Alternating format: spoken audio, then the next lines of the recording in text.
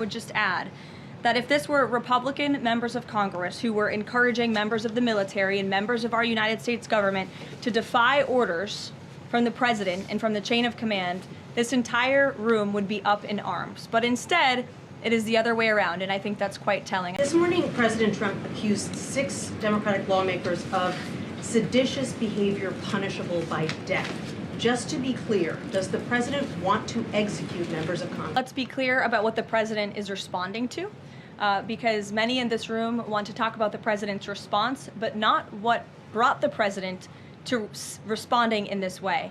You have sitting members of the United States Congress who conspired together to orchestrate a video message to members of the United States military, to active duty service members, to members of the national security apparatus, encouraging them to defy the president's lawful orders. The sanctity of our military rests on the chain of command. And if that chain of command is broken, it can lead to people getting killed.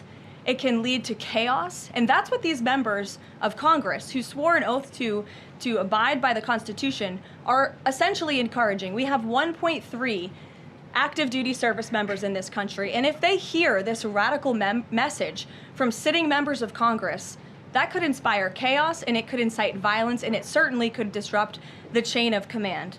These 3 members of Congress, I will also add, knew exactly what they were doing. You look at Alyssa Slotkin. She's a former member of the CIA. Mark Kelly was a captain in the U.S. Navy. Maggie Goodlander was a naval officer, and notably, she is also the wife of Joe Biden's national security former advisor, Jake Sullivan.